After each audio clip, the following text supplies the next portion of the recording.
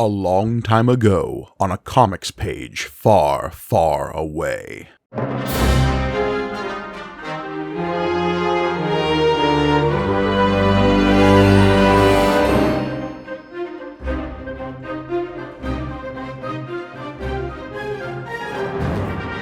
Greetings and welcome to May the Panel Be With You, the Star Wars comic book show brought to you by the Punch Up Entertainment Network. I'm your humble host, Mike Gargoni, and joining me, as always, the thermal detonator to my AT-AT's underbelly, it's John Campbell.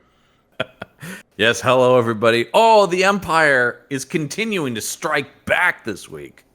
It strikes, it backs, it's doing all of those things It's all the things. Somewhat diminished fashion than we're used to. Yeah, it's a little, no offense to anybody involved in this, it doesn't have quite the grandeur of a certain motion picture that came out in 1980, but they're doing their best. They're doing their best, and I think, actually, this particular issue is going to illuminate some things for us where that is concerned. Yes. And, of course, this issue is Star Wars from 1977 from Marvel Comics Group number 41. It was originally released in November of 1980, several months after the release of said Empire Strikes Back, the fifth episode of the Star Wars Skywalker saga. Though they didn't really know that at the time. The second or fifth, depending on who you ask. Depending on who you ask. Look, this is going to be an issue of us, or an episode of us talking about a lot of things people didn't know at the time. Right. It's kind of how it always works on this show. Right. And some of that is important details like what Yoda looks like and other such things. Oh, Gargoni, I will say this is the scariest issue we've read just based on what Yoda looks like. I was so disturbed. Yoda's legs is all I'll say. Yikes. Yoda's constantly shifting scale when compared to... I mean, it's way worse in later issues, but it happens in this one too. Yikes. Let's get this cover here because look out, Empire Pursuit. Oh yeah, baby. I mean, that Falcon is coming right at us. Yeah. Oh, didn't go over the creative interior, the creative team here. We've got Archie Goodwin on writing. We've got Al Williamson on pencils, Carlos Garzon on inks, Glennis Ween Oliver on colors, and Rick Veitch on letters. Yep. With a shooter in the distance, and also Dan Fingeroth is listed as assistant editor on this one. Yeah, not quite. Look, there's a whole stable of Marvel creatives happening at this time in the Marvel offices, and based on some of the special thanks that Goodwin gives in the back of this book, it seems like a lot of people had their hand on the ball in this one. We know this from particularly the big two comics. There's a lot of people whose eyes get on a thing and suggestions get into a thing, right? Like, it's very hard to, like with any of the creative processes, like, the names listed are, the chief creative people, but you could probably list a ton of people more on almost anything. Yeah, absolutely. In terms of people who take quick passes at things or give creative input or what have you. Editor of another book coming in and going, I just had a thought about this, all that kind of stuff.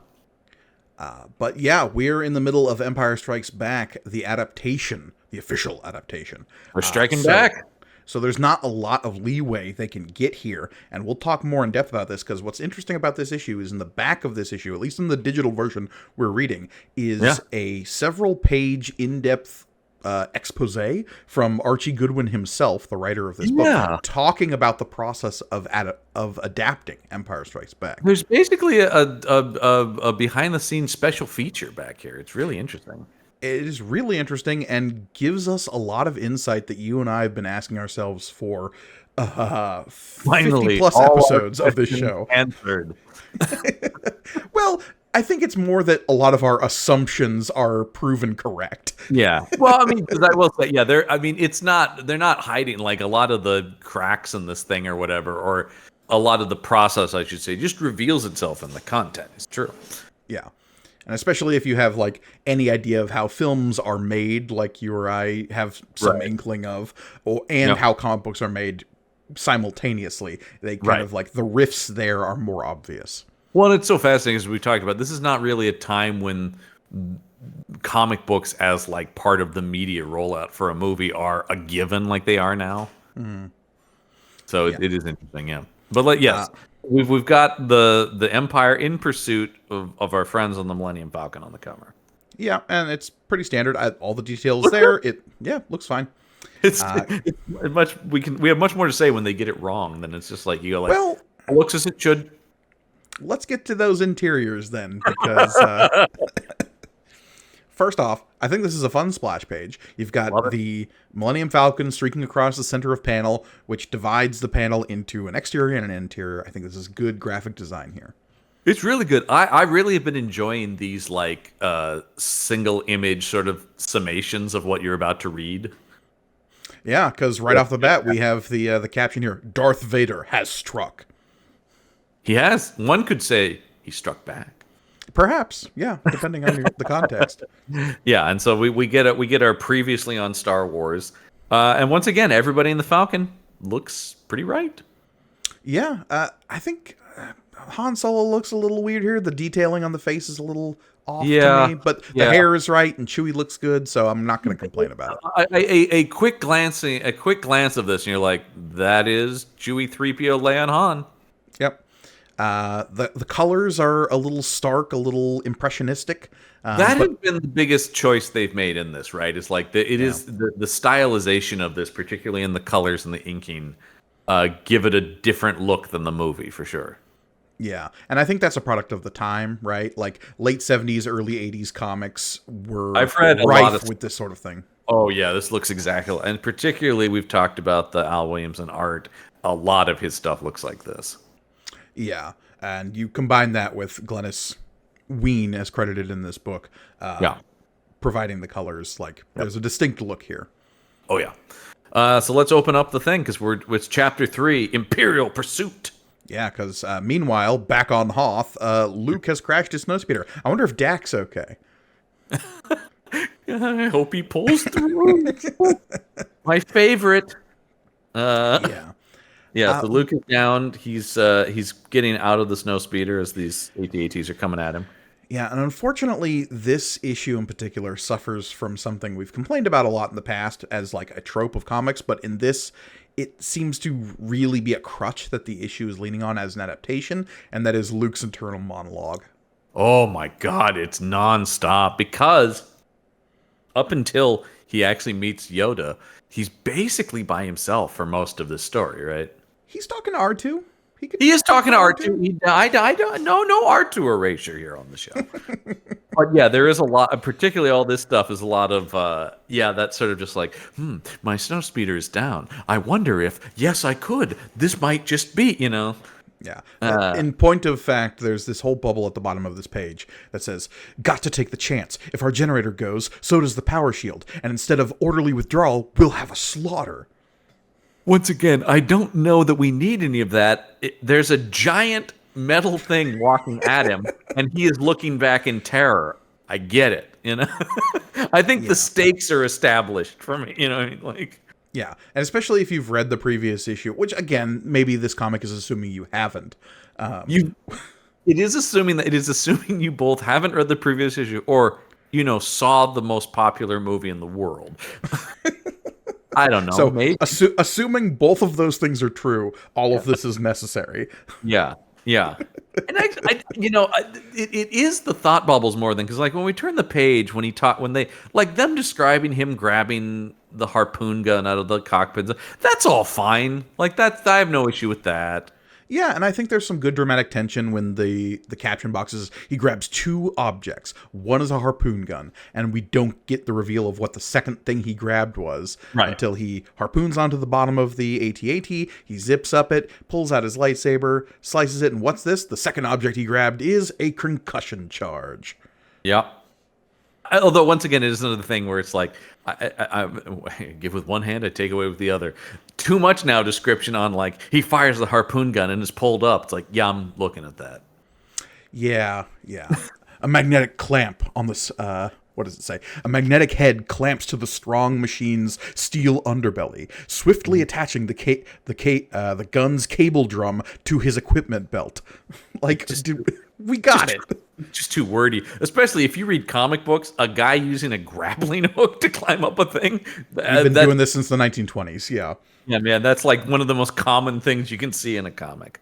I do like when he turns into the silhouette. That's cool. Oh yeah, as he's being drawn up. Yeah. And then I like once again, I like the stylization of the colors and inks simply because it once again is doing something different than just trying to recreate what's on the screen. It is. You're talking about the top left panel with the lightsaber? Yeah, that's cool. Like, it emphasizes a moment. It's something a comic book can do that a movie can't. Yeah, and it's kind of a small moment, honestly, in the movie where he's just like flailing, hanging onto this rope, and like you see him whack the underside of the AT-AT, and suddenly a hole appears there. Although this is a strange thing that I noticed when I was reading it this morning. He uses his laser blade. Yeah, you don't often hear. Actually, you don't ever hear a lightsaber. Anytime a lightsaber is called a laser, it's a little like, Well, Luke calls it a laser sword in Last Jedi, but he's that's as like a moment of purposely derision. Yeah, right. Yeah, he's being purposely the sincere use of. Because I know some fans got bent out of shape about that, but I'm like, he's being goofy because he's also impersonating like he's that's how someone would describe it. But this is the comic itself that knows this thing is called a lightsaber, calling it a laser blade. Yeah, look, there's some choices that Archie Goodwin makes and has been making that we question over and over and over again, and we will never get the answers. In general, the word laser really isn't tossed around hardly at all in Star Wars. No, not really. Like, you got blasters. Yeah. That shoot blaster bolts, right? Like, they don't call them lasers necessarily. That's very like Flash Gordon-y to me. You've got turbo lasers on like big ships and stuff. Yeah, but if anything, that's called that because it's separating it from other kinds of stuff, right? Yeah. Yeah. It's a small thing, but like I said, that always sends me back more into like Flash Gordon-y laser cannons and stuff like that. And again, we have to remember this is the second Star Wars movie. Star Wars vernacular is only just now starting to entrench itself as fans of this have toys of characters who have no name in the actual film, but are suddenly Hammerhead in their Kenner toy box. But back to Luke's thought process. Dropping these charges from our speeders, they couldn't crack the walker's protective armor. But now that I've got one, okay, all right, Luke. Yeah. It's almost just like he's thinking this all while he's falling. Yeah. Although then, to compliment the book, love the AT-AT exploding and crashing. Yeah. And the way it's drawn, like it's a dying animal going down. Well, that's why the AT-ATs are so evocative, right? It's like you have this thing that is a beast of war, and to see them fall is like seeing some kind of great, like, towering mammoth led by Hannibal across the Alps. Here's also where I feel like Williamson's art really sings over. Why can't I think who's Infantino? Been doing it? Infantino, of course. Look at all the details on this AT-AT. Look at the like treads on the foot of the thing. Like, he's so lovingly rendered in this stuff. Where particularly he started out that way, but even more so by the end of where Infantino was, it was so just like spaceship. Here's the general shape. Well, look, and we also have to give credit to Carlos Garzon, who's probably like has a firm hand on the inks here. Yeah. All of this stuff, just the detail of this thing, it just feels, just every line, everything about this feels so tactile in a way that it was such a cartoony style before, which, to each their own, but I think did start to shift into feeling lazy at a certain point. Yeah, especially when you have like whole spaceships that are just one blob of color. Yeah. But so then, we get some of that in this book regardless, because as we move on, suddenly we're back in the base on Hoth, because it turns out Leia and Han haven't gotten away from here yet, because that first page was just a preview of what's to come. Right, because Luke even says, that buys Leia and the others a little more time. ... But is it enough? No. Yes. Actually. Rebel command! Why exclamation point? Rebel command! Meanwhile. Yeah, I don't know. That's Rebel Command. Yeah, it's an interesting choice. It's That just is a like Flash Gordon-y thing. calm down, comic book. Jesus Christ.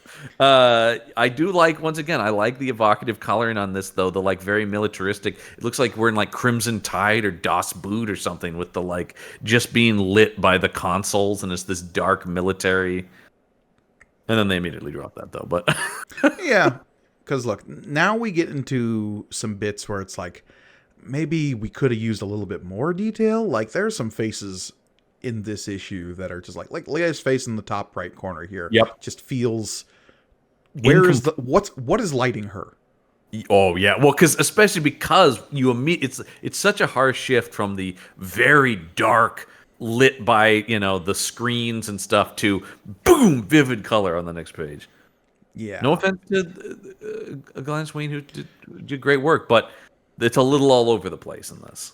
Right. On like especially the difference between the first panel and the second panel is just so stark in terms of the moody, almost like Francavilla-esque colors and shadows in that first panel to suddenly like everyone is the same washed out color and light is coming from you, the reader. Well, I was blasting a megawatt light at this thing, to be fair. Hold on. Let me get this big light turned on to read the comic. A fun fact, my reading lamp breaks the fourth wall. Yeah. I just can't quite see Batman. I need to get a little look here. Yeah, and so... No, he likes the shadows, John. Yeah, not when I read him. Get back here, you little bastard. So, yeah, Han's trying to get, of course, Leia out of there. And then, yeah, like, okay, like the weird decision to have her eyes closed, like it's like they've taken a photo in an inopportune moment. Oh, no, you didn't take my picture. I was blinking. Take it again. But yeah, Han is dragging Leia and 3PO out of here. Yeah, or as he calls him, Bronze Britches. Bronze Britches. Does he call him Bronze Britches in the movie? I haven't... Okay, here's the thing this comic is doing. I've seen this movie so many times, but this comic makes me question my memory of a movie I know extremely well. Because I'm going, I don't think so. But then there's a part of me that's going, maybe he did. But he couldn't. But maybe he did. I don't know is the answer. Yeah, the only, like, affectatious name I can think of that Han Solo calls 3PO is Goldenrod. Yeah. I mean, once again, maybe I'm wrong, but I can't hear Harrison Ford saying that. That seems out of the voice of the character. That's why it stood out to me. Mm-hmm. Like, that doesn't feel like... I mean, it may have been in the script, but I'm not sure Harrison Ford actually said that. Well, and like we said before... they're changing a lot of this dialogue on set. They're working absolutely. Yeah. And something we get confirmation from Archie Goodwin at the end of this is they weren't even working with a shooting script. Yeah. No, because I mean we've talked about like they're working with whatever that like last draft literally before they finalize the script for it. So it's like final draft before it becomes shooting draft. Right. Yeah. And that's why there's like weird stuff like we've talked about. We get out into the corridors, they're running around. Looks like everything's blocked. We got to get out of here. The main generator's been hit. Yeah. Luckily they still got the Falcon. I will say though, love seeing Chewie look like he should. That is very pleasant. Yeah, look, Infantino Chewie is like a scar in my brain that will never heal, but seeing more and more of normal Chewbacca is good for me. That's a real, I gotta invoke the Godfather. Oh, how they massacred my boy. Look how they massacred my boy. That's exactly how I felt about Infantino Chewie. Oh, no. What have you done? My sweet, sweet Chewie. Yeah, so we're getting ready to blast off on the Falcon here, and oh boy, here comes our old buddy Lord Vader. Interestingly enough, something we talked about in the first two issues is they did a lot of legwork in those first two issues to set up the whole Wumpas inside the base thing. Yeah. This is in the original like draft, and where those deleted scenes fit in would be here.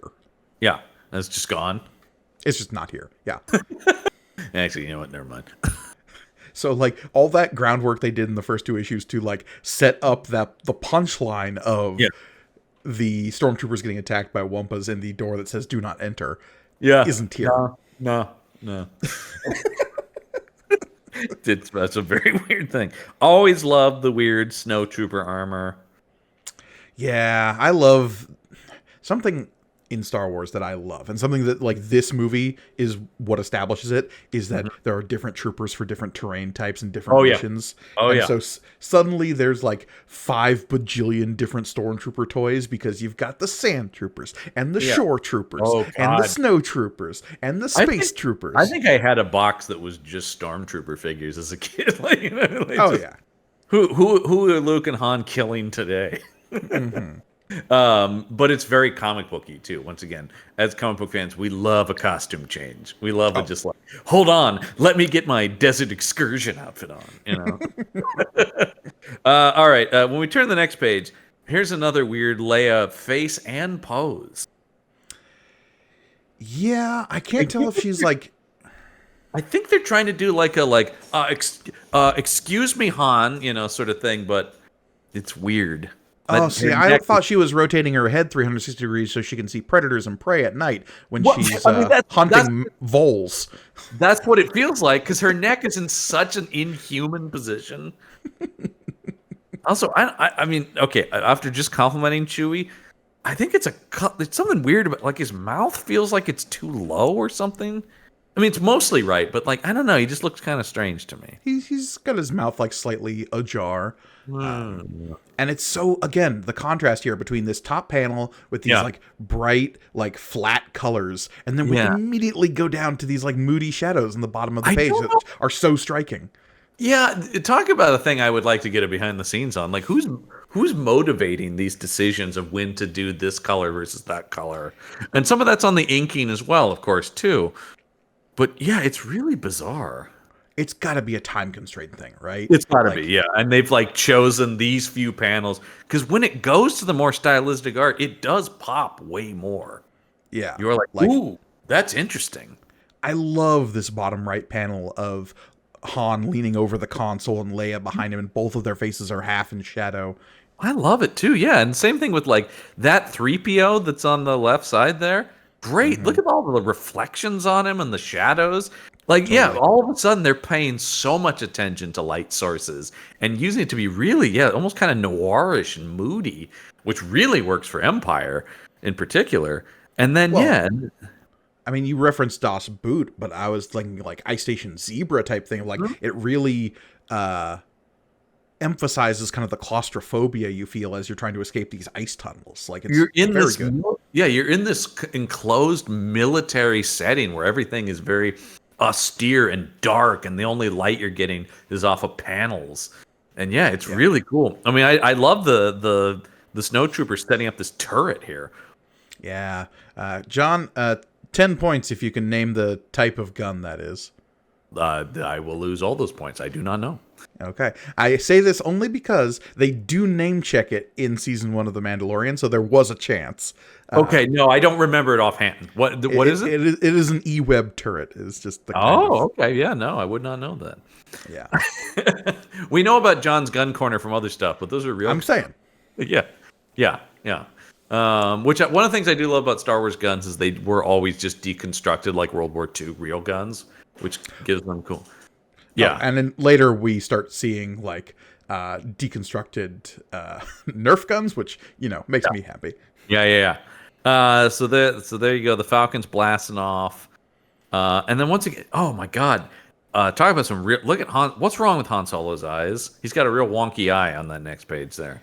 Yeah, I don't know. He suddenly has this huge like. It looks like half of his face is caved in. I'm not quite sure what's happening there. Got a terrible case of Forrest Whitaker eye there. Oh no. Yeah, we're long away from Whitaker's involvement in the franchise, but no. Look, Saw Gerrera's long dead when the Empire happens. So yeah, well, that's what's so funny, right? Is like he's long dead and also hasn't come into the franchise yet. Yeah. So the Falcon takes off. The ice cavern explodes with the sound of the Millennium Falcon. Yeah. I mean, the classic, like, rang sound of the Millennium Falcon taking off and flying away is just so instilled in my brain. Yeah, you don't need to tell me that, all right? I'm putting that in. I know the sound of the Falcon. Interesting thing I noticed about this book, though, and something that is kind of emphasized when the captions have to call it out, is the lack of sound effects. Yeah, they aren't doing the classic sort of sound effects bubbles or graphics. Yeah, like if we go back a few pages, like to the AT-AT being destroyed, you would expect some kind of like throom or boom, and we don't get any of that. When we see the ice tunnel collapsing, I'd expect like a shrack or something, and there's nothing. I mean, that feels very modern. As we know, the sound effects aren't like fully gone, but I will say they're used much more sparingly these days in modern comics. But at this time period, yeah, they should be going wild with that. Mm-hmm. Yeah. So anyway, lots of description of what Luke is up to here. Yeah.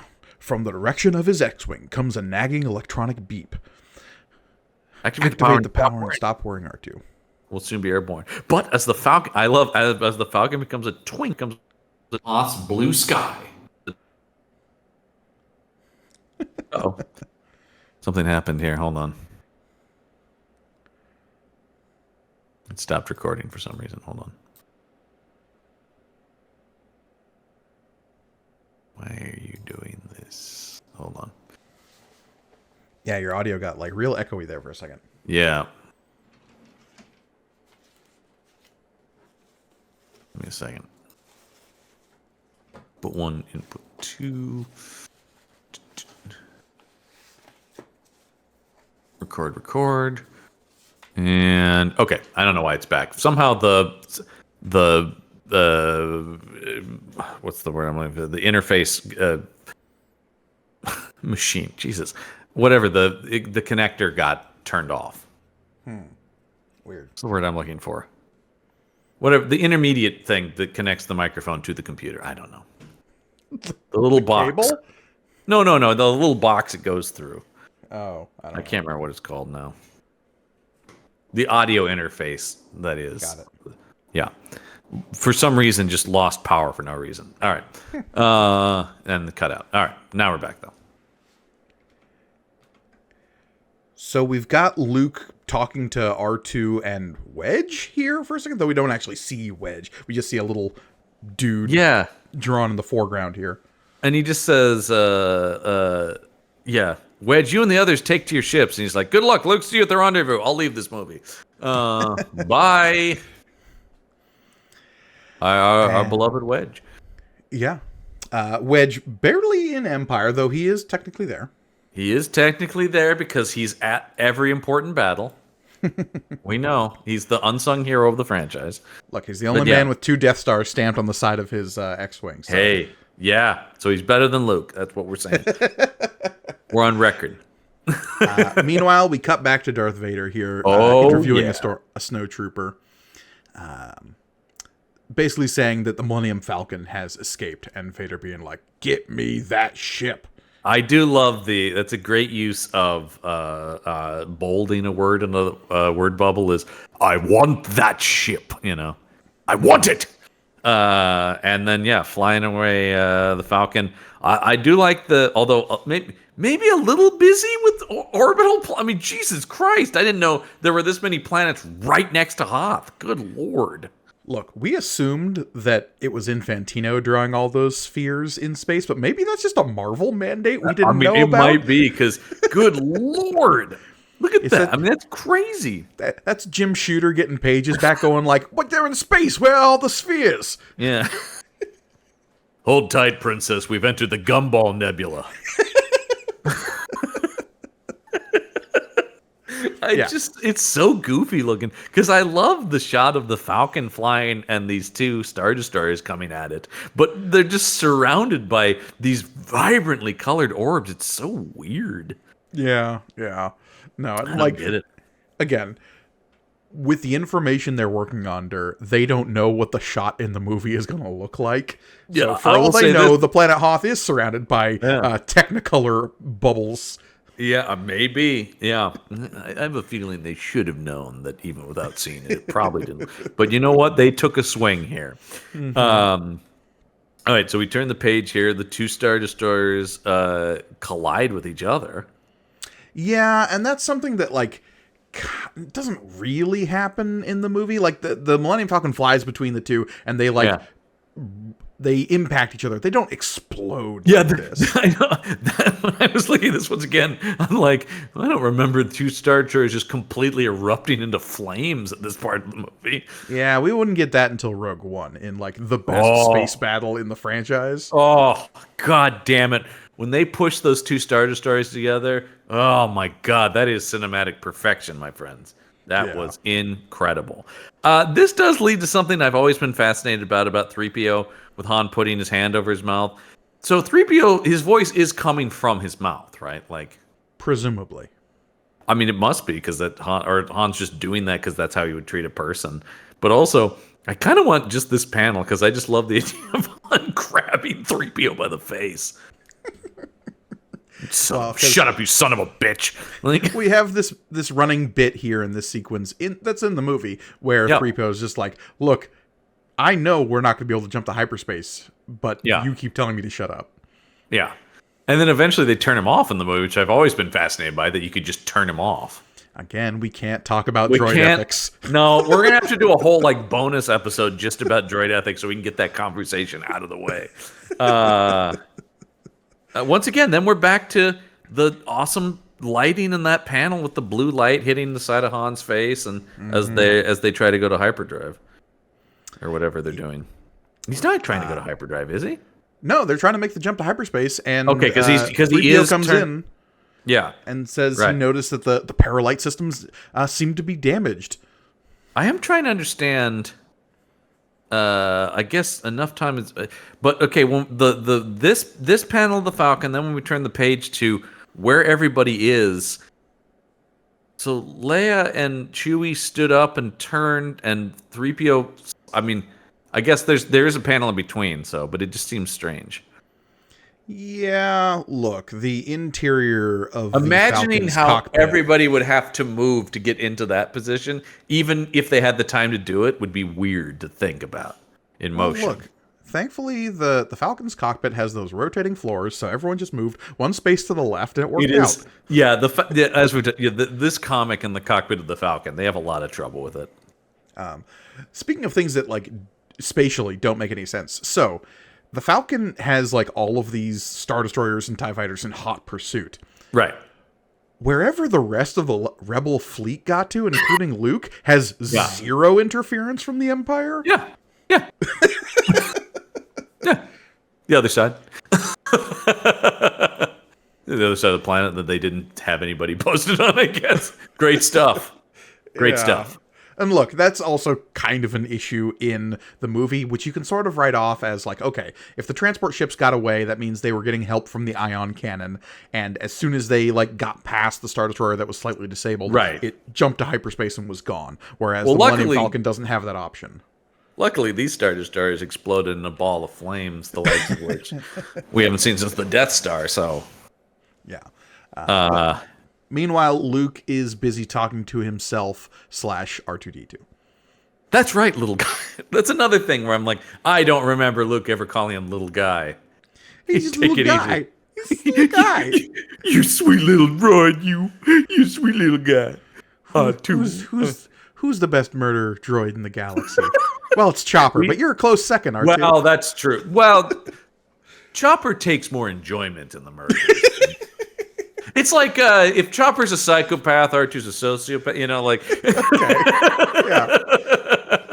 R2 doesn't revel in his grim work. Oh no, yeah. Chopper's always doing a little dance after he's killed people and stuff. Yeah, he's got real issues.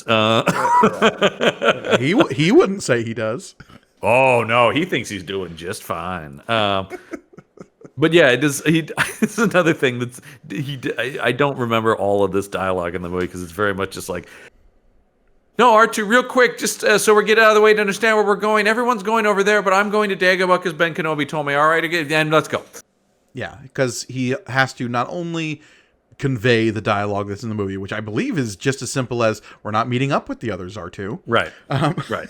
But here we have to recap the fact that R2 saw Kenobi's ghost while dying and freezing. Well, I love the idea of him going, we're going to a place called Dagobah because Ben Kenobi told me to. That's already too expositional, but the fact that it keeps going and R2 says, he goes, no, actually, it was because when I was wounded, I was in that blizzard, I actually saw him, it's like, yeah, I know. It's just like, God damn, there's like a whole thing. This would be like a minute of the movie if this was in the movie of Luke going, oh, R2, let me just fill you. I know you weren't there, but here's what happened. Oh my God. Yeah, again, don't worry about how much time takes place for dialogue to occur in a comic book. No. Also, is this an asteroid or a planet? Because if it's a planet... It's just a sphere, John. It's just a ball in space. Don't worry well, about it. All I'm saying is Luke is flying very close to it if the shadow of his ship is reflected on it. Look, he's flying low. All these space balls... Oh, see what I did there? Spaceballs, the comic book. That has to exist, right? Oh, how could it not? But yeah, also, like, what are the light sources that cast a shadow of his X-Wing on this space ball? Who knows? Yeah, I don't know. By the way, if anyone can point us to Spaceballs, the comic book, please do. Because I would love to read that. All right. So, meanwhile, Han and Chewie are messing around on the ship. The fact that they say young warriors, not young Star Warriors in the captioning here, actually upsets me. If you're gonna use it, stick to it, man. Right? Like I'm saying. Yeah, this is a classic Han and Chewie mess around. Another just like physics are weird in this comic, right? Like look at the way Han, like where is he touching the ground and his foot is? What's he doing? He's scrambling. But it seems like he's falling. He's like, oh shit. Yeah. Look, all we know is that the Millennium Falcon is being pursued by the Empire, and what's that ahead? It's asteroids. I will say, though, to once again compliment something, the Harrison Ford pose on that panel on the left, dead on to that point. As we know, Harrison Ford, one of his big acting moves is the point. Him to 3PO going, hey, that is pure Ford. Yeah, no, and look, I think the physicality and like the proportions of these characters are all very good. And that is some issues we've had in the past where it's just like, what's going on with legs and arms and hands? I think it's all like baseline good here. There's just a few wonky coloring decisions and shading decisions that we keep running into, and the fact that it's inconsistent within a page makes it stand out a little bit more. That's like the thing. Bottom left panel here, where Han is just like flat color, and then we immediately move to the orange shade and shadow of the next panel. I will say that is the biggest thing here. That's different than like how we really bagged on Infantino. There's an inconsistency. Everything is baseline pretty decent, but they're stylistically changing constantly, and it really does make it feel weird. It just doesn't flow very well. Well, and especially when you're dealing with an adaptation of something that you know so intrinsically in terms of what it looks like. Right. Choosing to either go as realistic and flat as possible to try to mimic the movie, or go stylized to make it impressionistic, those are like in two basically mutually exclusive camps, and trying to overlap them is causing some like mental friction for me. Yeah, it's in that like uncanny valley kind of thing where you just go like, oh, something's just wrong here. Like it just naturally makes you feel like, this is weird. Something's off. Even if you can't put your finger on it exactly, you're just like, I don't like this. But lest we forget, the odds of surviving a asteroid field are 2,467 to 1. And then Han says his classic line of, oh wait, he doesn't say it. The fact that he doesn't say, don't tell me the odds, drove me up a wall. Because I turned the page and I expected it to be like, don't tell me the odds. And then it cuts to a different Han line. Which makes me think that was a Ford, right? Yeah. It had to be. It had to be. Because, literally, the amount of stuff that has the, like, never tell me the... I mean, there was literally... I have a poster for Solo in my apartment, and where the tagline is, never tell him the odds. Yeah. Like, it's literally like the most famous thing he says. Next to, well, I'll be very curious when we get to the I know, because we know that was Harrison Ford. So yeah. Anyway, hang on, sweetheart. We're gonna do some flying.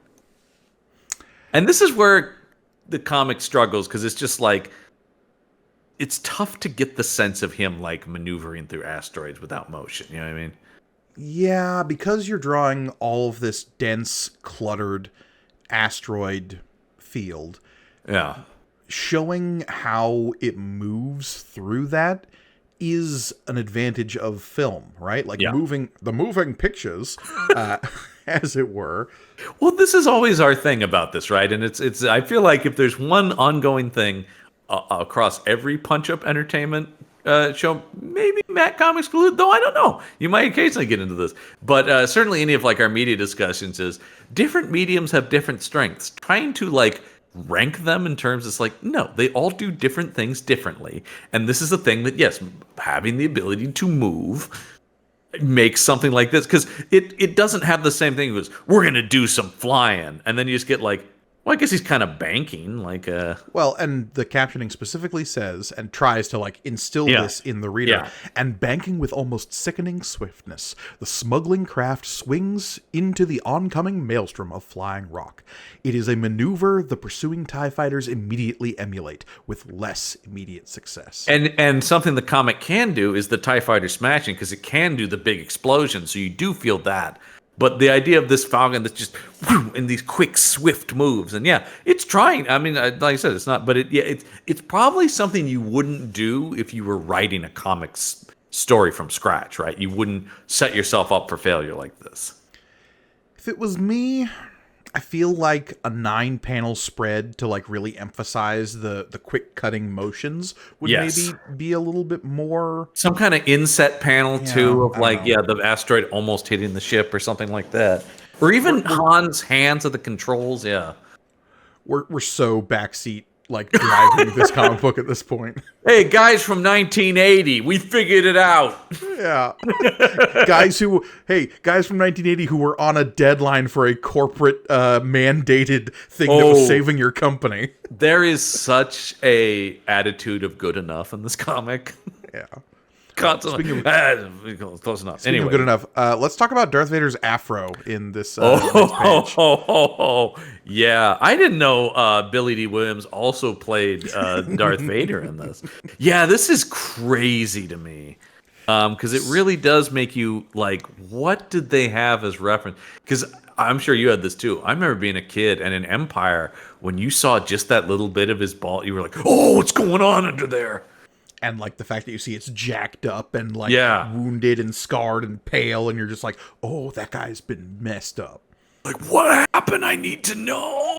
Like, yeah, I just remember being so captured by that image. And yeah, here they just make it seem like, I don't know, there's just like some dude under there. My first thought, and maybe this speaks to the Arrow comics we're reading and the editor-in-chief of Marvel at the time, my first thought was like, oh, the Beyonder's under there. Yeah.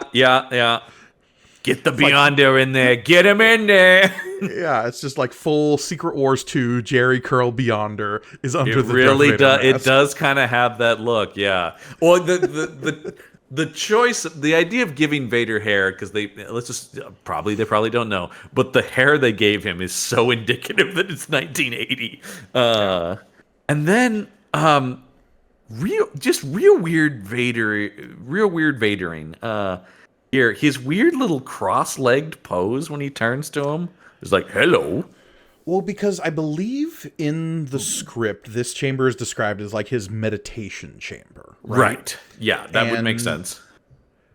So he's in like sort of a meditative, yoga-y kind of pose. Yeah, and again, we know that with they're his robot with legs. A shooting script and very little like visual. And they don't know that they're robot legs. Yeah, exactly. And like in later, we'll see Anakin like suspended in a back-to-tank with no limbs, and that's like that's how he meditates, and you're just like, oh fuck. God, his introduction in Rogue One is so goddamn good. That with the weird Cronenbergian body horror of just a burnt torso of a person in goo. You're just like, oh god. Here's a weird, and I don't know where this if this is a coloring, inking, or penciling problem, but it looks like he's wearing like not a skirt, but that's not his cape. What's flowing? It's under his belt. Do you see what I'm saying? Oh, in that last panel on the bottom right. Yeah. Depending on the Vader and depending on the movie, we know that like from movie to movie, his costume does change slightly. Yes. Like the position of the cape will change sometimes, and sometimes he does have this weird like tabard thing coming down from his belt as well. But it is never this long. It's never that like pronounced around the front, I will say. That's the thing I get. Is like, because I get the sense it kind of comes down a little bit, but yeah, it's coming down. So I looked at this for way too long this morning, going, "What's going on here?" Because they're trying to evoke like robes, right? Right. It's very like samurai, right? Like the sort of thing of that. And but yeah, it just doesn't. It just looks weird. Yeah, I mean, I could say the same thing about the Superstar Destroyer at the top that looks like the upvote arrow from Reddit, so... Yeah, well, that's another one, too, where it's like, why have they gone flat white with, like, the edges of it? You know, it's just weird. Because... I understand, we're just saving time, right?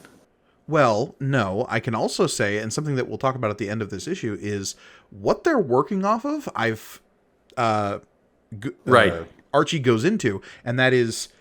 they're working off of McQuarrie's concept production art and concept art. So if you look at Ralph McQuarrie's concept art for a lot of these movies, it does track a lot closer to what we've seen in the comics, and it starts making a lot more sense. Yeah, and we'll talk about that eventually too when we get to the Star Wars from Dark Horse, where they're really taking all their notes from that and basically turning his concept art with Lucas's original first draft into a comic, which I am fascinated to get to eventually.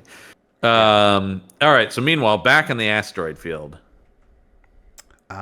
Because Vader basically tells Admiral Priet, like, asteroids don't concern me, get it done. I don't care how many people we have to kill. You just gotta love the tactical, awesome military leadership of Darth Vader going, we have to kill 3 people. I don't care if I lose 1 million. Like, it doesn't matter. These 3 individuals are so dangerous. It's one of my favorite parts of the more recent like Darth Vader comics is Vader himself butting up against like actual military strategists who are like, we can't just throw an impossible number of people at this problem and hope it goes away. Well, because it's there a little bit in the Tarkin relationship, right? Where it's like Tarkin's like, yeah, there's sound military strategy, and you're yelling about magic, you know, like. Your solution to like someone on the lower end of the food chain failing you is to kill them. Yeah, that's a bad move, man. You understand? We have a lot of people, but it's not limitless. Also, you're killing our top dudes. We're now promoting from the bottom. Yeah. That now you're bringing in a more incompetent guy. Thanks a lot, Vader. Yeah. You know, there's a lot of shit talking to Vader with like generals and stuff after he leaves the room. Like, you fucking believe what he just did? Did you hear that shit? Did you hear what he was on about? Good God. Look, I respect people's religions, but you don't bring it into the workplace, okay? That's the thing, man. And what is his deal with this little freighter ship? I don't get. He really wants that thing, man. The more pursuing of TIE fighters. You know, this is all fine. Like I said, though, it just doesn't have the, and they're trying, right? Yeah, and we got the Millennium Falcon zipping around, and then him going for a large asteroid. I wonder what's in there. They go in there. The couple TIE fighters slam into the sides of the rocks. That's good. Very sleepy looking Han Solo here. They're flying through an asteroid belt. Yeah. And again, it's just like the juxtaposition to the very next panel is Leia in that like stark blues and blacks. So cool with the wide concerned eye, like, oh my God. It's just, and then meanwhile, Han and Chewie just like at the helm going, yeah, he's got one hand on the wheel. Oh yeah, just get through this asteroid belt out the other side. It'll be all right. Yeah, so they do fly into what seems like it's just a giant cavern in the asteroid. But meanwhile, elsewhere, a different kind of darkness enfolds the X-Wing fighter of Luke Skywalker. That's not bad. It's just so, like, grandiose comic book writing. Yeah.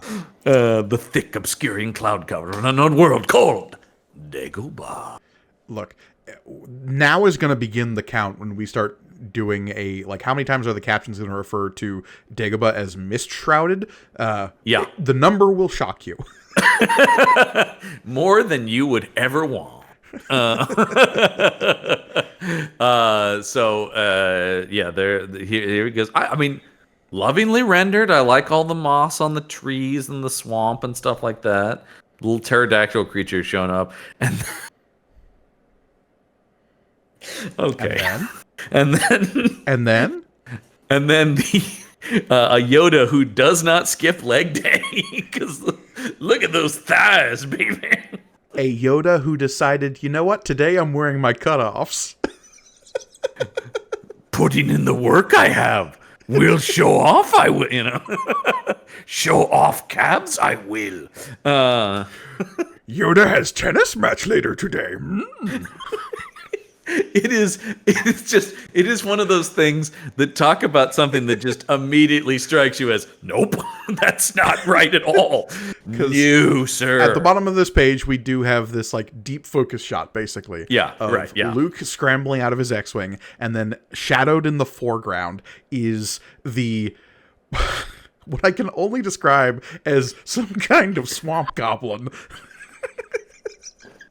The little goblin guy in the swamp. Well, and the swamp planet. I mean, get back to Matt Gorley's Irvin Kershner. The little goblin creature on the swamp planet. Yeah. And look, the fact that the ears are too big, right? Or they're not too big, but they're too like thick. Like they come out the right way, but there's too much ear there. The spindly proportions of this creature do not immediately speak to the Yoda that is like burned indelibly into our psyches.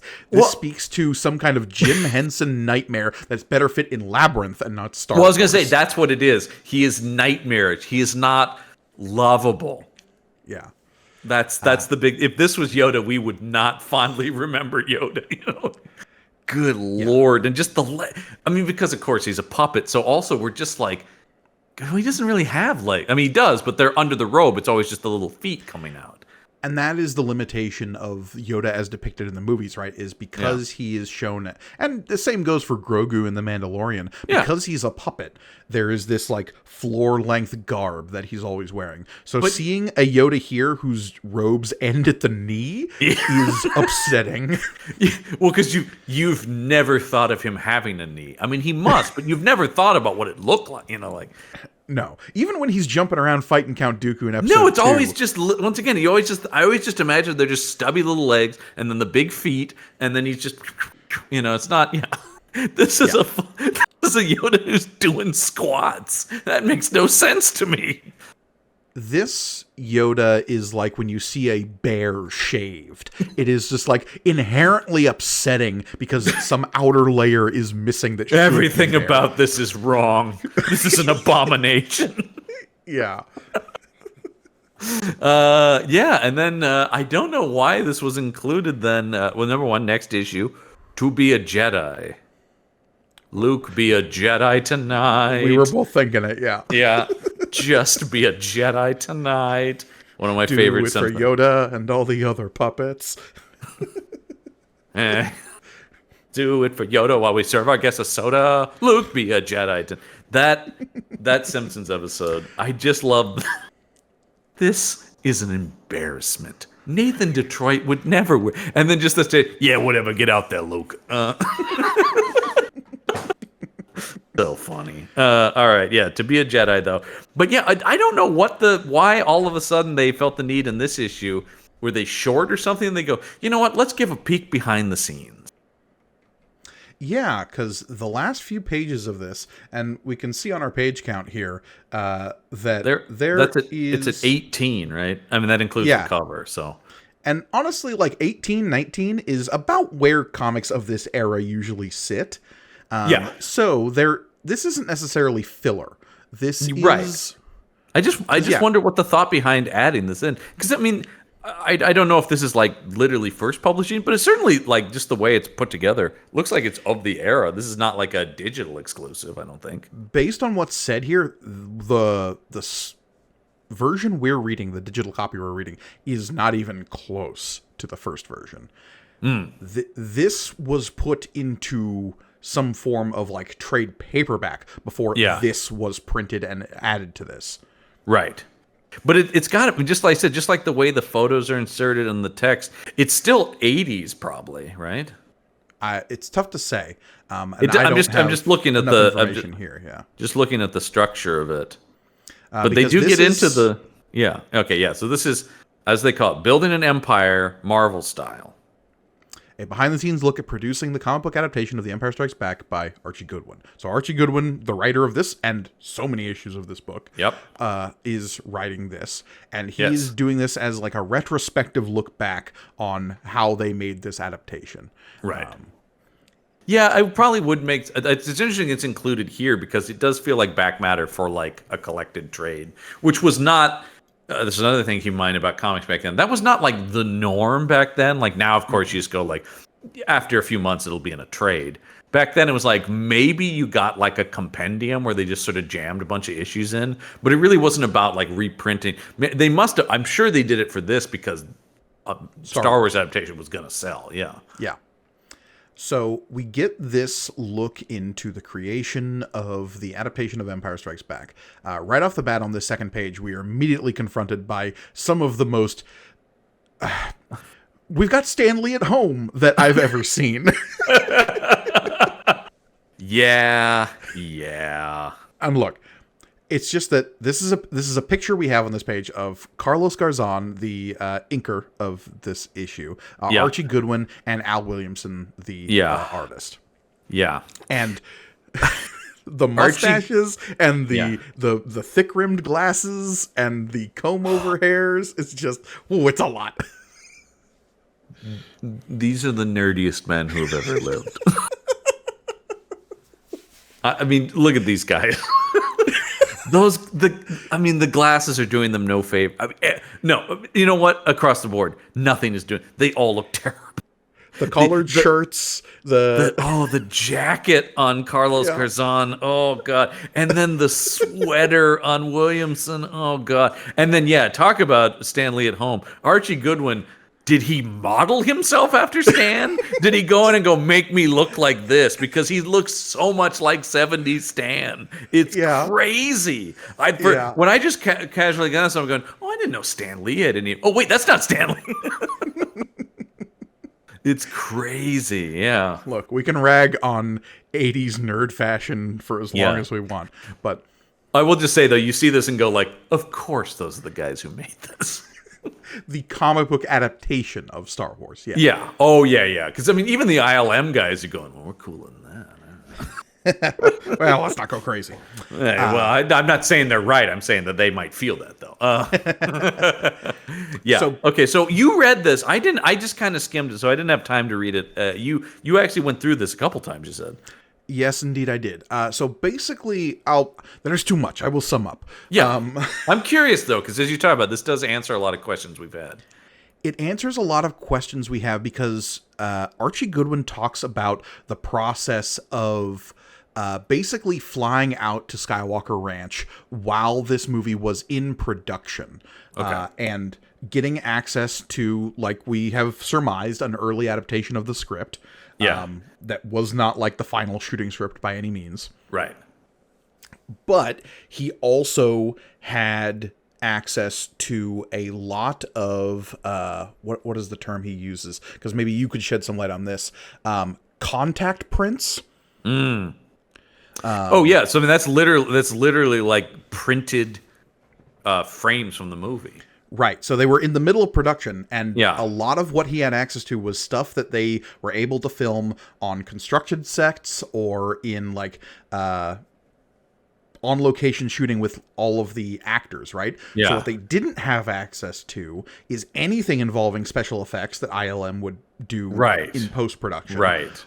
Or a lot of stuff that was being kept under wraps in terms of like the Vader stuff. And obviously some of that was turned around later, but what Goodwin is talking about here is the fact that like there are changes that were made to later versions of this comic book that were released after the movie came out. Well, when you turn the page after the picture of our brave creative team there, you do see the two Yodas, right? Where they have the one that is as horrifying as we find the one that's in the comic. It was infinitely worse.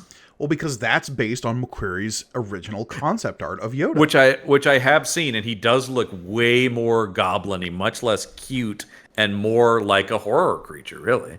And you totally see why the Henson studio was like, no.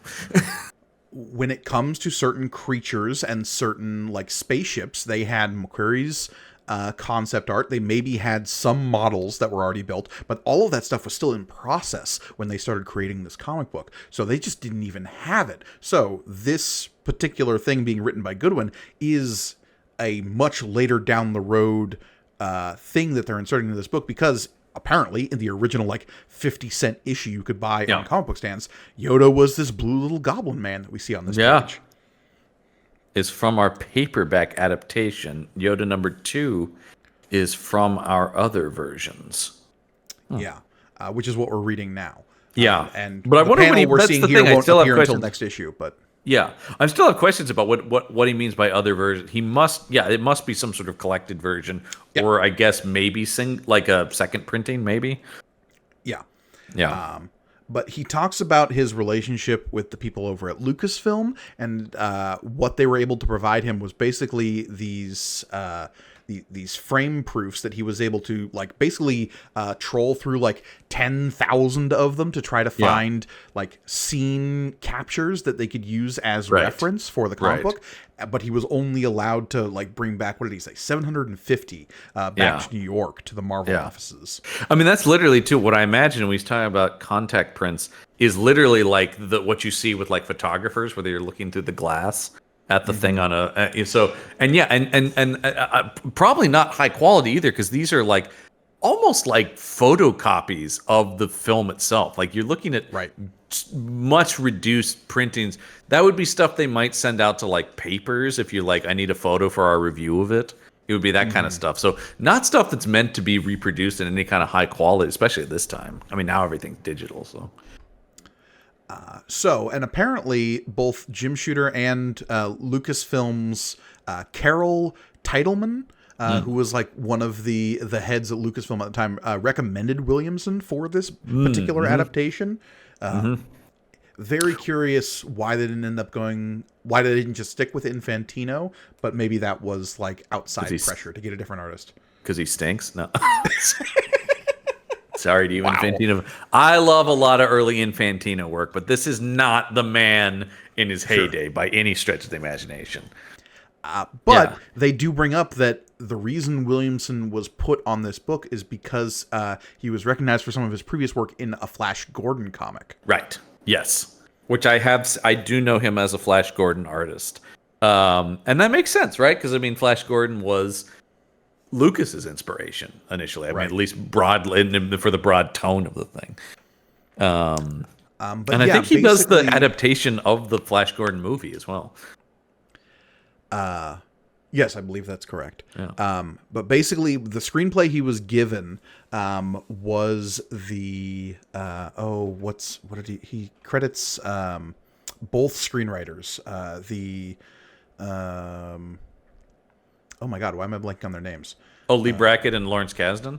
Yeah, Lee Brackett, which people who have like followed the history of the making of Star Wars know that like that draft of the movie like basically doesn't exist by the time they're filming. She wrote what was called at the time Star Wars 2. The broadest of structure is there. The idea of the characters are together, there's an attack that separates them. Luke goes one way, they go the other way.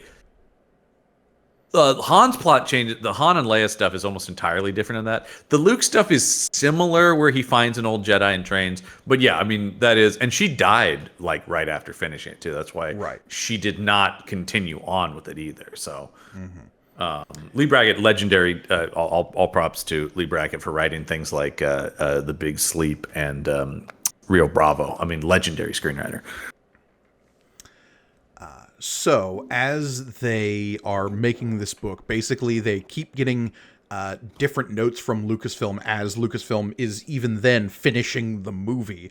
So they're getting notes on like what Yoda looks like, what different creatures look like, and it informs creative decisions in the making.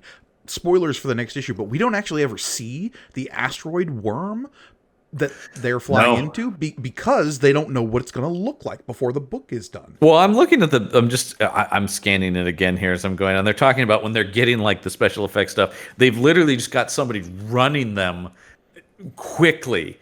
Like, here's what this model looks like. Get that in there. So, I mean, you really... So we've described like the hectic nature of comic book creation in terms of like the monthly deadlines, and just the collaborative nature of it makes it kind of chaotic at times.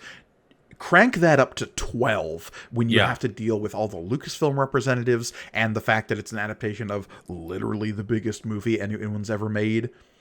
Right. Man, that is crazy. So yeah, it's just basically him talking about how frantic it was in all of this. And on this last page here, he gives a lot of shout outs to people who helped make this possible. There's a real weird Yoda drawing with him just with like bright red eyes. Oh, super weird. Okay, here's what he said. He says, as you read this, Empire Strikes Back has been playing at movie theaters for about 3 months. So that tells you when he's writing this. Weird. Yeah, George Lucas had requested that we not show the Wampa ice monster in any detail, and that we not, in order to save the surprise, show the giant slug at all. So there were certain requests that were made by Lucas himself for the comic book. That I get it, but also like that's really limiting, man. Especially like when you're adapting something and you're trying to, like, again, spoilers for next issue, but like there's certain things in that sequence where it's like we literally don't see anything. Like there's no creature at all that is shown, even the Minox that are like swarming over the... Oh, the Minox, are left out almost entirely, right? Yeah. They're just not shown. Right. Yes, that's what I mean. Yeah, they're not visually represented. Can I say the craziest thing in this, though, is that at this point he already knows what the title of the next movie is going to be. Of course, it will change, right? But he literally says, when we do Revenge of the Jedi. Yeah. I don't know because once again, the stuff that gets forgotten by film history is all the like stuff that was said in the promotional kind, right? Like, so I guess Lucas was, I mean, the idea, they certainly knew the next one was coming, but this implies to me, if he's writing this 3 months into the run of Empire, I didn't realize that Revenge of the Jedi was that much in the public consciousness immediately. Like that actual title. Well, I don't know about public consciousness, but 3 nerds writing comics from Marvel in New York City maybe have their ear to the ground a little bit more, especially a guy like Goodman. I guess I didn't even know that Lucas had figured that out at this point yet. What Lucas has and hasn't figured out is a fluid I mean, I'm not saying he knows what's going to happen in the movie, because we know he doesn't, because once again, we highly recommend the Secrets of the Force book, which really gets into a lot of the stuff. And we know that Kasdan and Lucas had massive disagreements about what should happen in Jedi. But it's just kind of like the Revenge of the Jedi is so weird to read. Yeah, and of course we also have some admission there at the bottom. He's thanking Bob Larkin, but he's talking about the gracing their paperback, super special, and treasury editions of this book that you're reading. So even 3 months out, they're already working on some kind of collected edition to sell. Right, yeah. But yeah, it was just a really interesting look into a lot of the questions. Again, a lot of the stuff that like we had assumed, but is confirmed by how Goodwin talks about this. It's also you didn't see this at this time. Now any trade you pick up has some sort of behind the scenes thing. It's got concept art. It might have script pages, especially if you're getting like deluxe editions and stuff. But the comics process, aside from like Dan Lee's mostly bullshit stuff about the Marvel bullpen, right? Those guys weren't hanging out at the office together like that. Sorry to spoil that for anybody. They really didn't like hang out. They weren't like good buddies necessarily. It was a job. Yeah, and a lot of them kind of hated each other, as we now know. It's just interesting to see that people just didn't talk about the production of these comics, especially because still at this point, comics are coming to their own, but are still like kind of a trash throwaway medium to most people. So I don't think there was a lot of like, how are these things made? I think it speaks to Star Wars more than it does the Absolutely. console itself. Absolutely. Because it's really tough for guys like you and I to wrap your head around the cultural phenomenon nuclear bomb that Star Wars was at the time.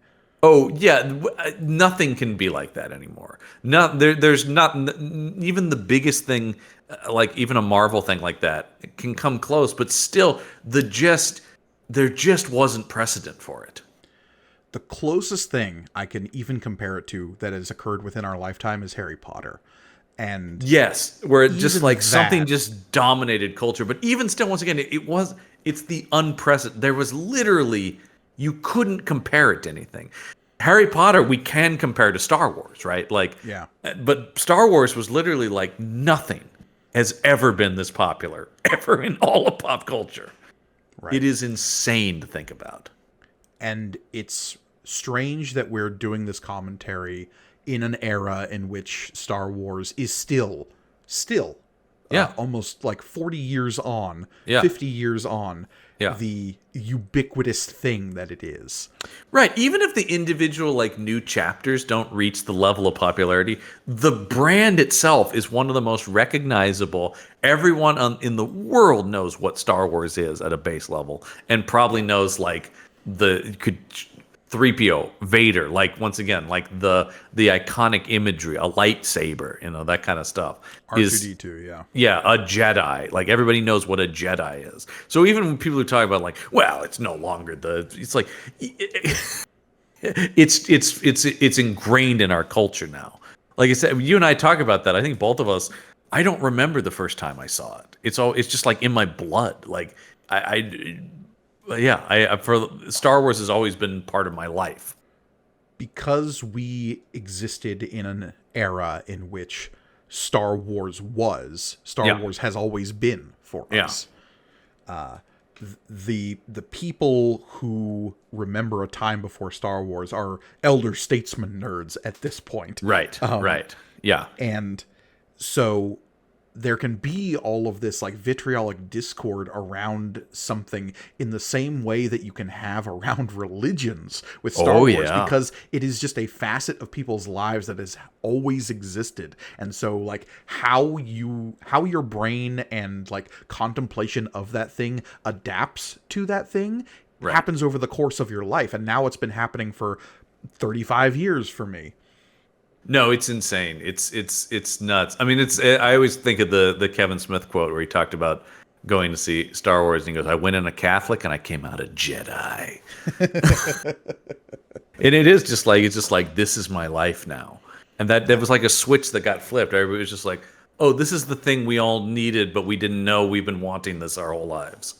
So yeah, no, it is crazy. And then, like I said, there's also a time when like sequels weren't a given. It wasn't like, when's the next one coming? So the idea of, wait, they're making another one of these? And then another one after that? Because, like I said, I did not know that they knew that the title was out there. But it was pretty clear, this is a cliffhanger that will send us into another movie. And that wasn't done, aside from old serials, which, once again, were like junk cinema. Mm-hmm. So if you got a sequel to a movie, it was usually an afterthought, not a pre-prepared plan. Well, I was just talking to somebody about this.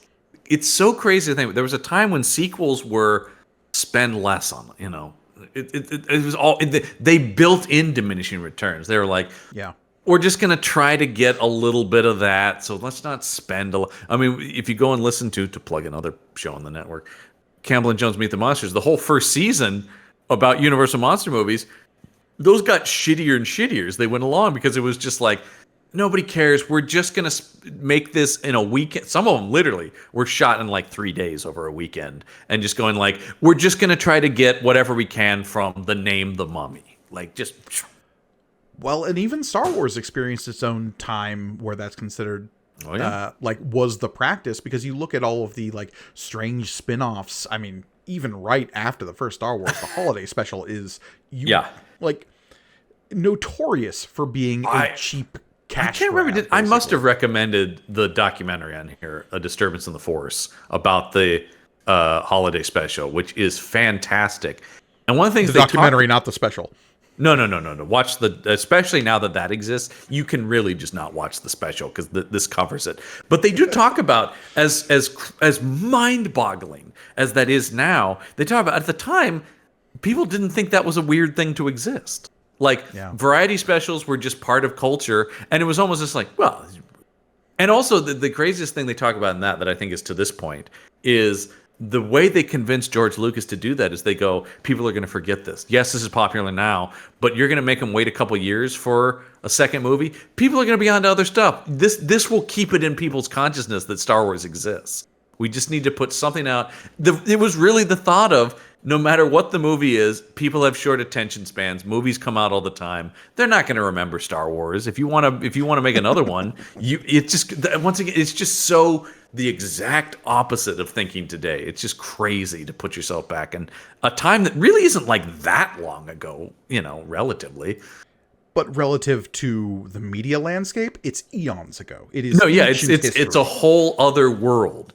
And like I said, it's just and then and for better or worse, because there are those people who are like, Spielberg and Lucas destroyed film. They're not geniuses. They killed the medium by basically creating franchise films, and blockbusters and stuff like that. And you're like, it's a little hyperbolic, but or Coppola's thing about like the Star Wars cost us the great filmmaker George Lucas. Mm-hmm. That I think there's more truth in than it ruined the whole industry. Let's see. I'm trying to look at the timeline here. Oh yeah, no. This was Mark Hamill was on the Muppet Show in February of 1980. Yeah, plug that shit. But just the idea that you needed to have media coverage for something like a Star Wars, because like, you got to get Hamill over on the Muppet Show so we can drum up like expectations for Empire.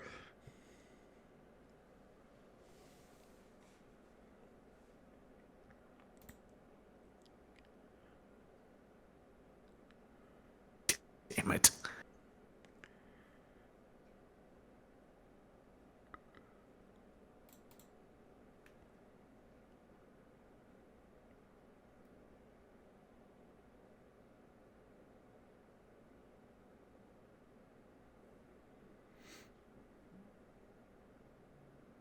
Whoop, do I got you back?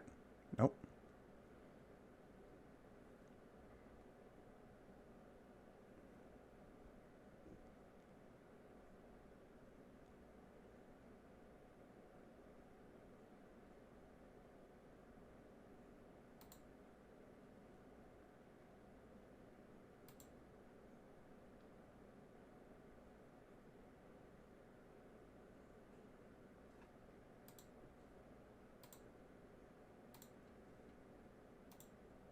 Oh, there we go. God damn, the ones that are like right at the end infuriate me.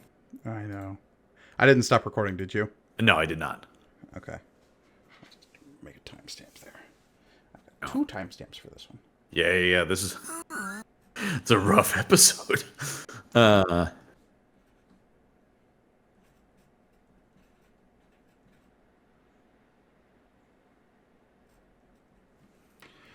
But yeah, it's tough to really wrap your head around just how big of a phenomenon Star Wars is. And yes. I really do appreciate that more living in the comics of the era. Well, yeah, you can feel that, and also like it's just, I mean, the fact that they would publish this and go like, you guys probably want to know about the behind the scenes of this, right? That Right. wasn't thinking, not until you get the like auteurs where it's like, all right, well, how is Frank Miller drawing Daredevil, Right. Yeah. No, but I think this is a fun little like encapsulation window into what all's involved there, even if we have some issues with these issues. Well, we always do sort of have the caveat, as much as we bag on them, we do without even before we read this, we always kind of like you're talking about. This confirms a lot of our assumptions about like, well, they're obviously on a deadline, and obviously they have to like move this thing out as quickly as possible. And there's the different factions of Lucasfilm is telling them this, and Marvel, is, upper brass wants this, and so yeah, it's totally and that's still the case to some extent, right? Anytime you're dealing in IP, you're dealing with a lot of cooks in the kitchen. I just read the prelude comic for Godzilla X Kong. Oh, there you go. It screams of we need a tie-in, but it can't necessarily resolve anything. Right. Yeah, of course. No, that's always the frustration with those. I've picked up so many comics over these, including some Star Wars ones, where I go oh, this is going to be awesome with that. And then you go like, all right, they can't actually tell any kind of complete story because it's always just like, oh, this is kind of a nothing story on the side of the thing. Oh, boy. We remember you, Force Trees. We remember. Oh, yeah.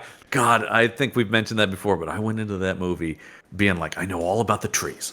Let's do it. What? And then like, not a single mention of a tree in this thing. All right, great, fantastic. So glad we're referencing Shattered Empire for those who have no recollection. Yes, the wonderful folks. Why would you remember the Force Trees in Shattered Empire? No, I'm still waiting. Look, they better call this next thing Ray Force Trees. Ray colon. Star Wars, a Lorax story. Oh, there's a crossover we need. Well, that's. I think that wraps up this discussion about this issue. Look forward to next time for when we continue to talk about and chart the progress of this adaptation. A Jedi to be, or whatever it's called. To be a Jedi. And we'll get some even weirder art of Yoda. We will. And if you want more from this podcast and all the podcasts on the Punch Up Entertainment Network, you can head over to our Patreon page, which is patreon.podbean.com/punchup. Like I said, you get cool exclusive bonus content as well as helping out all the shows on the network. Absolutely. And if you're watching us over on YouTube, which we always recommend because it is, we say, the optimal way of viewing the show. So it is a visual. Read along the comic with us. Yes. So when we say things like that panel up on the left, you know what we're talking about. Yeah, please like, comment, subscribe, dongle that little bell down there to let you know whenever a new show drops on the Punch Up Entertainment Network. Indeed. But I think that's going to do it for this time on May the Panel Be With You. Until next time, I have been Mike Ergoni. I'm John Campbell. And may the panel be with you.